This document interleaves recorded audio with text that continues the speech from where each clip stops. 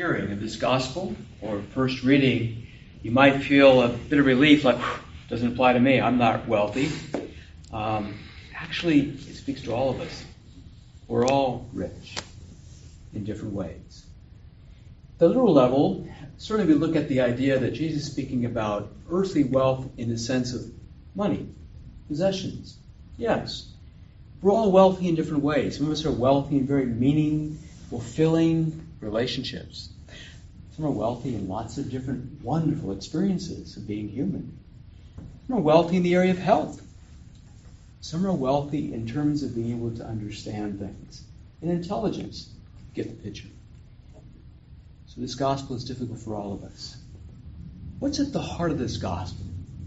Jesus is saying, in effect, that unless your focus is on the reign of God, you're not going to make it.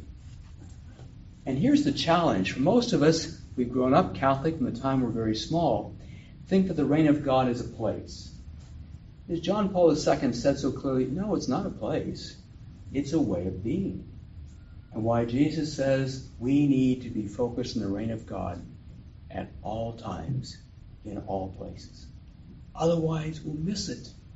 Not just in eternity, but in the here and now. We'll miss the opportunity. Another area that's really challenging is some of us are wealthy in the area of our titles, our roles, our positions of authority and power.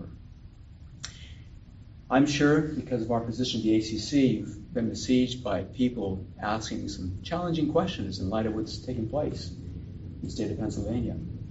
It's once again brought to the forefront how now for over 16 years we struggle with this publicly. And I know it's painful. It's very painful. It's the very thing, though, that Jesus says we must do. We must look at the dark, shadowy, painful aspects of being human. It's so easy for us to stand on one side and to just speak on behalf of the victims and to say, oh my God, how could this happen? How could this criminal behavior at every level in the church take place? Not just the victimizers, but those who are involved in the cover-up. Yeah, that's certainly an understandable place to stand. Then there's others who stand on the other side. Well, this is all about the media. They're trying to really destroy the Catholic Church. We need to stand up for our priests and all those clerics. Actually, following Jesus' example, he says we need to stand in the middle.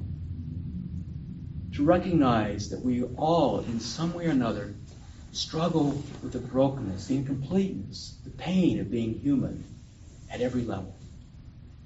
We're talking about not just victims and victimizers. We're talking about systems that are destructive, that are hurtful, that are painful to human beings. These are the very things that Jesus preached about. These are the very things he challenges listeners to look at. And you know as well as I do, the people who had the hardest time with his message were people like us, religious people, people involved in the care of the temple, people involved in all the things that we do. So yes, this is a terribly difficult, challenging gospel. If we lose our focus on the way of being in the reign of God, then indeed there's not much hope for us. Today's Mass is being offered up for the victims at every level of society, every level of the church.